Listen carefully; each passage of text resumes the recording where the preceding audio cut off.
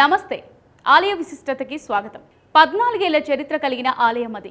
స్వయంభుగా త్రిమూర్తులు వెలిసిన పరమ పుణ్యక్షేత్రం. సువిశాలమైన ప్రాంతంలో ఏకశిలలతో అందంగా చెక్కిన స్తంభాలు, ఆ స్తంభాలకు చెక్కిన అలంకారాలు భక్తులను మంత్రముగ్ధులను చేస్తాయి. మంటపం మధ్యలో శివలింగానికి ఎదురుగా అలసటగా ఆదమర్చి నిద్రపోతున్న బసవన్న రూపం భక్తిభావంతో కట్టిపడిస్తుంది. శివలింగం విష్ణుమూర్తి నాభి నుంచి ఉద్భవించిన పద్మంలో బ్రహ్మరూపం మరో అద్భుతం.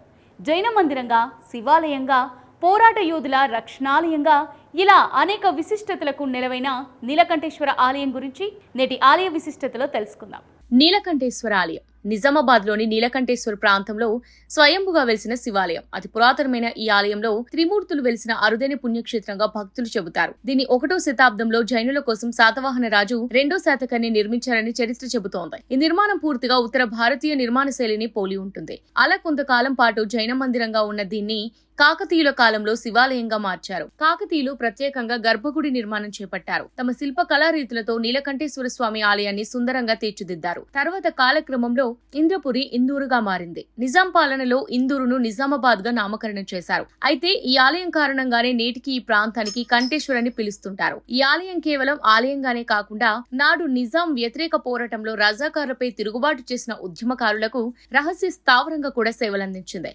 అంతేకాదు ఆలయ ప్రాంగణం జరిగిన ఆంధ్ర మహాసభ తెలంగాణ విమోచన పోరాటానికి నాంది పలికింది. నిజామాబాద్ నుంచి ఆర్మూర్ వెళ్లే ప్రధాన రహదారిలోని నీలకంఠేశ్వర ఆలయం నెలకొని ఉంటుంది. సుమారు 3 ఎకరాల సువిశాల విస్తీర్ణంలో ఆలయం కొలువుదీరి ఉంది. 100 అడుగుల ముఖద్వారం భక్తులను విశేషంగా ఆకర్షిస్తుంది. ప్రధాన ఆలయంలో ఆ పరమేశ్వరునికి ఎదురుగా ఉన్న నందీశ్వరుడు ప్రత్యేక ఆకర్షణగా నిలుస్తాడు. సృష్టి, స్థితి, లయ కర్తలు అయిన బ్రహ్మ, విష్ణు, మహేశ్వరుల స్వరూపాలు నీలకంఠేశ్వర ఆలయంలో మనకు దర్శనమిస్తాయి. ఉత్తర దిక్కున అతిపెద్ద కోనేరు, రథశాలలు దర్శనమిస్తాయి. ఆలయ ప్రాంగణంలో వినాయకుడు, సుబ్రహ్మణ్య స్వామి, పార్వతీదేవి ఉపాలయాలు కూడా నిర్మించారు. దక్షిణాభిముఖంగా దశాంజనేయ స్వామి, సంతాన నాగేంద్రుడు, శివధ్యాన మందిరం, పంచవటి కల్పవృక్షం మొదలైనవి భక్తులకు కనువిందు చేస్తాయి. నీలకంఠేశ్వర ఆలయ శిఖరం పూరి జగన్నాథ ఆలయ శిఖరాన్ని పోలి ఉండడం వెనుక ఓ కథ ప్రచారంలో ఉంది. మాఘమాస శుద్ధ రథసప్తమి రోజు శిల్పి శిఖర ప్రతిష్ఠ చేసే పనిలో నిమగ్నమై ఉండగా ఆ సమయంలోనే శిల్పి తల్లి అతనికి భోజనం తీసుకుని వచ్చిందట. అయితే భోజనం ఇచ్చి వెళ్లే సమయంలో వెనక్కి తిరిగి చూడకుండా ముందుకు సాగాలని శిల్పి తన తల్లికి చెబుతాడట. కానీ తల్లి మాత్రం కొంత దూరం వెళ్ళాక వెనక్కి తిరిగి చూస్తుంది. ఈ ఘటనతో ఆమె అక్కడికక్కడే మరణించిందని, శిల్పి అదృశ్యమయ్యాడని కథనం.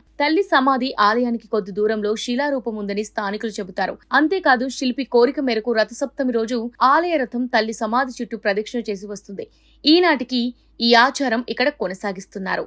రథసప్తమి రోజు విశేష పూజలతో పాటు రథయాత్ర నిర్వహించడం ఇక్కడ సంప్రదాయంగా వస్తోంది. కార్తీక మాసం శివరాత్రి రోజున రుద్రాభిషేకాలు, బిల్వార్చనలు, లింగోద్భవం, శని పూజలు నిర్వహిస్తారు. అంతేకాదు సూర్యకిరణాలు శివలింగంపై పడిన రోజున ప్రత్యేక పూజలు నిర్వహిస్తారు. శ్రావణ మాసం, ఉగాది, హనుమాన్ జయంతి, దేవి నవరాత్రులు వంటి సందర్భాల్లో స్వామివారికి విశేష పూజలు నిర్వహిస్తారు. ప్రతి సోమవారం చుట్టుపక్కల నుంచి వచ్చే భక్తులతో నీలకంఠేశ్వర ఆలయం కిటకిటలాడుతూ ఉంటుంది. ముఖ్యంగా కార్తీక మాసంలో తెలంగాణ, ఆంధ్రప్రదేశ్ రాష్ట్రాల నుంచే కాకుండా మహారాష్ట్ర, కర్ణాటక రాష్ట్రాల నుంచి కూడా భక్తులు అధిక సంఖ్యలో తరలివస్తారు. స్వయంభుగా వెలిసిన శివలింగం విష్ణుమూర్తి నాభి నుంచి వచ్చిన పద్మంలో బ్రహ్మను భక్తులు దర్శించుకుంటారు. ఇంతటి విశిష్టత కలిగిన ఈ క్షేత్రాన్ని చేరుకోవడం కూడా సులభమనే చెప్పాలి.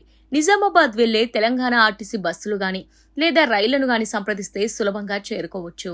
ఇది వాల్టి ఆలయ విశిష్టత. మరో ఆలయ విశిష్టతతో మళ్ళీ కలుద్దాం. కీప్ వాచింగ్ దూత మీడియా.